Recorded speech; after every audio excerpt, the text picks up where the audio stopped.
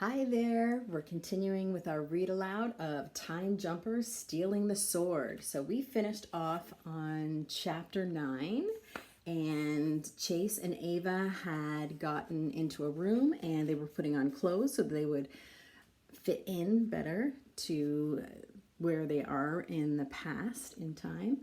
And at the end it said Chase had just pulled on his poofy shirt when creak.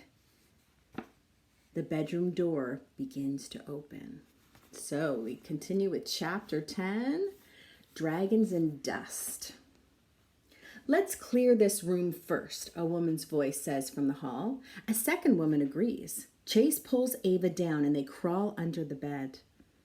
Why are we hiding? Ava whispers. We have the right clothes on now. Because we still can't risk messing up the timeline, Chase says, pinching his nose to keep from sneezing. It's so dusty. At least they know no one cleans under here. 4 feet in brown lace-up shoes walk over to the bed. Chase and Ava scoot closer to the center, praying neither woman looks underneath. I cannot wait for the tournament today, one of them says as she fluffs the blanket. 4 men signed up to challenge the king. They will not win, of course. No one can beat Excalibur, the other maid agrees. Chase's ears perk up at the mention of Excalibur. He loves the story of how King Arthur got his sword. Excalibur's blade was stuck in a rock and no one could pull it out until Arthur came along. It slid right out in his hand like it had been waiting for him.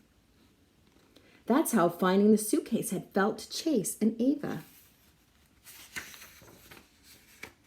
King Arthur beats his opponents because of his strength and skill, the first maid argues. Excalibur doesn't have anything to do with it. Perhaps you're right, the other woman says as they tidy the closet. Now let's hurry. The tournament starts in less than 1 hour. Chase waits till the door closes behind the women. Then he nudges Ava and they slide out from under the bed.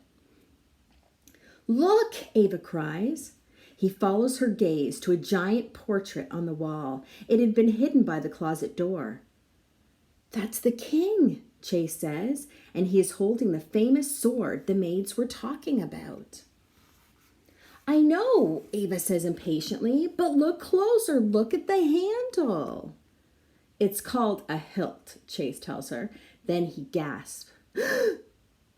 The sword's hilt is carved into the shape of a dragon. It looks just like the dragon doorknob from their Suitcase. Chapter 11, A Secret Door. The dragon doorknob is not a doorknob after all. How did Excalibur's hilt get into our suitcase? Chase asks. King Arthur's sword is supposed to be unbreakable. Who broke it? Broken? Ava repeats. That's why those knights laughed at that word. They must have broken it. Chase shakes his head. Remember how they were talking about a man with 2 different colored eyes? It sounded like he did it. Let's go find him, Ava insists. If he broke Excalibur and sent the hilt into the future, then he must know how to get us home. There's no time, Chase says. If King Arthur doesn't have Excalibur all in one piece, he might lose the sword fight with Big Rob.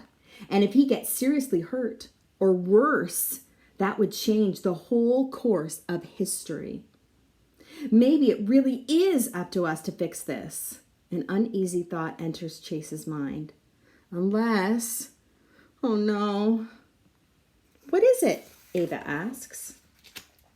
What if the man at the flea market was trying to get the hilt back to Arthur before the tournament? Maybe that's why he was so worked up when he couldn't find the suitcase. He could be a good guy. We might have ruined everything by taking it. Ava grabs his arm. Maybe you're right, but we're here now and we have the hilt, so let's go get the suitcase and fix this.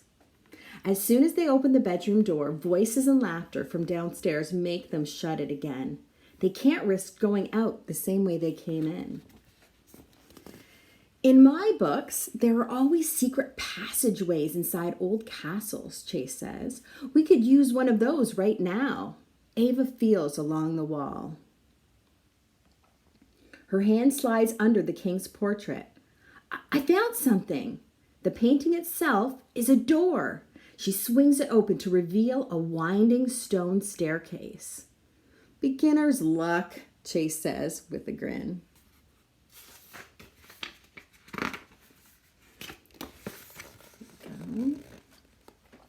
The staircase only goes up.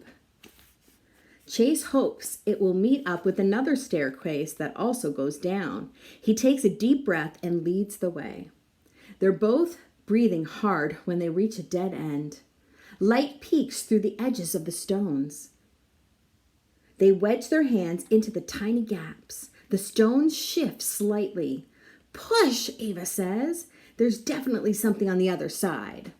They try again and again, pressing on different stones, and crash! The stones fall forward and Chase and Ava tumble after them. They scramble to their feet. They're in a small, round room with a glass ceiling. There's a white-haired man in a pointed purple hat standing behind a desk piled high with books. Come for another card trick, the man grumbles.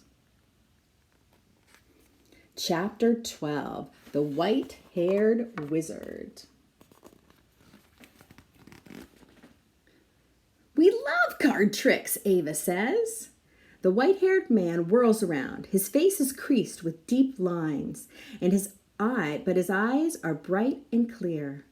You're Merlin, Chase exclaims. You're King Arthur's famous wizard. Oops. The old man tips his pointed hat at them. The one and only.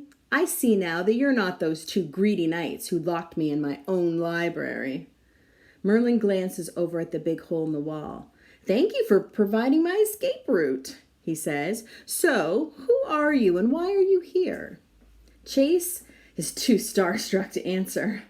Ava steps forward. I'm Ava, and this is my brother, Chase. We're from the future, and we've come to save King Arthur. Chase quickly finds his voice. What she means is, well, I guess that's pretty much right. They spill out their story, starting from finding the suitcase. At the end, Ava shows Merlin her tie-dyed sneakers as proof that they're really from the future. I have never heard a tale such as that, Merlin says, but I believe you.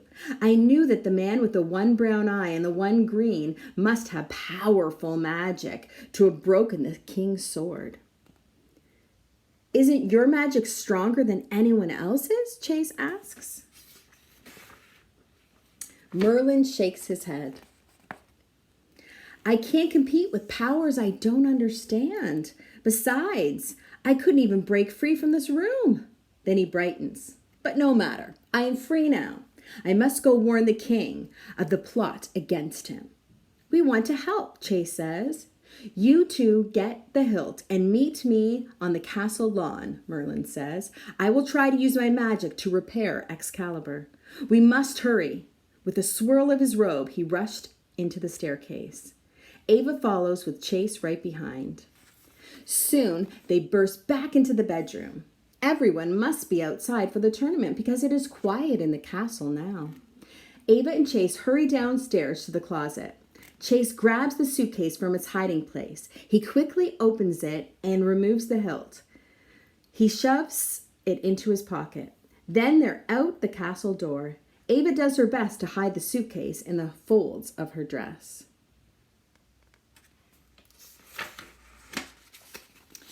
Look for Merlin and try to blend in, Chase whispers as he and his sister join in the crowd streaming into the lawn. The king will be arriving soon, he hears one woman tell another. Ava lowers her head and whispers to Chase. I hope we don't bump into the people whose clothes we borrowed. Just then, she bumps into a tall man and knocks his hat sideways. Hey, watch where you're going, the man scolds. He pulls his hat low and scowls at them before pushing deeper into the crowd. Chase and Ava stop in their tracks. Chase tries to make sense of what he just saw. The angry man in the hat is the same angry guy from the flea market. And he has two different colored eyes.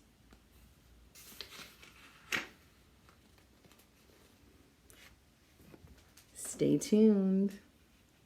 Next reading in 2 days.